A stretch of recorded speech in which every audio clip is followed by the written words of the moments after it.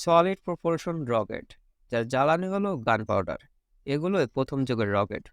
প্রায় 1300 শতকের দিকে চাইনিজ, ইন্ডিয়ান, পার্সিয়ান অ্যান্ড মঙ্গোলিয়ানরা যুগে রকেট ব্যবহার করত। এমনকি এখনও এগুলো মিলিটারি অস্ত্র তৈরিতে ব্যবহার করা হয়। এগুলোই সলিড প্রোপালশন রকেট। এর রকেট অন্য রকেটের তুলনায় একটু আলাদা। কি সেটা? চলুন জানা যাক। এই রকেটে যে জ্বালানি ব্যবহার করা হয় এটা মূলত সলিড বা কঠিন পদার্থের তৈরি হয়ে থাকে। এজন্য একে সলিড রকেট ইঞ্জিন বলা হয়ে থাকে। জ্বালানি দুইটি মিক্সারের সমন্বয়ে তৈরি করা হয়ে থাকে। এক হলো অক্সিডাইজার, অন্যটি হলো ফিউল। চলেন রকেট তৈরির বিস্তারিত দেখা যাক।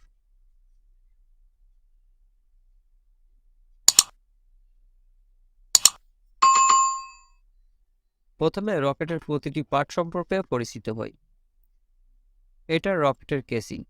এটা রকেট ইঞ্জিনকে প্রোটেক্ট করে। এটা ইনসুলেশন লেয়ার।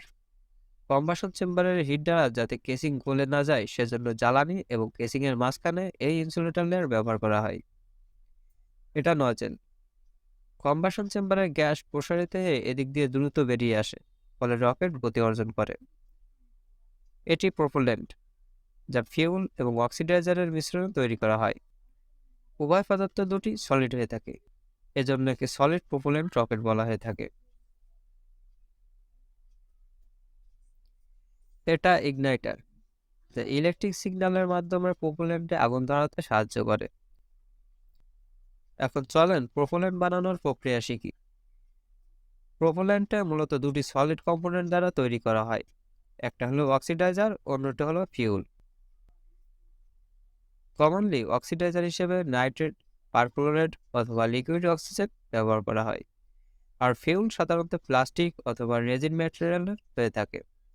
এই দুটি উপাদান একসাথে 58 ডিগ্রি সেলসিয়াস তাপমাত্রায় মিক্স করে এ ধরনের পেস্ট তৈরি করা হয়। তারপর এই পেস্ট দ্বারা রকেট ভর্তি করা হয়, আর এই প্রোপেলেন্টকে ইনসুলেশন লেয়ার দ্বারা কভার করা হয়। ব্লু কালার মলিকিউলটা হলো অক্সিডাইজার, আর রেড কালারটা হলো ফিউল। এখন এই প্রোপেলেন্ট আগুন ধরার জন্য রেডি। চলুন এখন কার্যপদ্ধতি দেখা যাক। ইলেকট্রিক্যাল সিগন্যালের সাহায্যে ইগনিটর স্পার্ক তৈরি করে, ফলে কম্বাসন চেম্বারে আগুন লেগে যায়।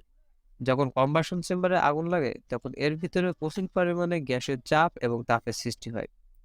এই গ্যাস নজল দ্বারা উচ্চ বেগে বেরিয়ে আসে, ফলে গ্যাসের প্রেশার এনার্জি কাইনেটিক এনার্জিতে রূপান্তরিত হয়। যেহেতু গ্যাস হাই স্পিডে বেরিয়ে আসে, ফলে গ্যাসের বিপরীতে একটি চাপ বা ফোর্স তৈরি হয়, ফলে রকেট সামনের দিকে এগিয়ে যায় বা এগিয়ে যাওয়ার জন্য শক্তি পায়। এখন প্রশ্ন, সলিড প্রপেলেন্ট রকেটের সুবিধা কি? ডিজাইন অ্যান্ড কনস্ট্রাকশন সহজ। দুই, মুভিং পার্ট না থাকার কারণে কোনো ভাইব্রেশন সৃষ্টি হয় না। এখন দেখি অসুবিধা কি। এতে আগুন দেওয়ার পর থামানো অসম্ভব, যতক্ষণ না জ্বালানি শেষ হচ্ছে। গতি কমানো যায় না। এখন দেখি এটা কোথায় কোথায় ব্যবহার করা হয়। আর্মিতে এটা মিসাইল লঞ্চের কাজে ব্যবহার করা হয়। রকেটের বুস্টার হিসেবে ব্যবহার করা হয়। কিছু কিছু রেসিং কারেও ব্যবহার করা হয়। লিকুইড ইঞ্জিন সম্পর্কে জানতে ডিসক্রিপশন বক্স অথবা পিন কমেন্ট চেক করুন। এমন ভিডিও পেতে চ্যানেলটি সাবস্ক্রাইব করুন, সাথে লাইক, কমেন্ট অ্যান্ড শেয়ার করুন। ধন্যবাদ।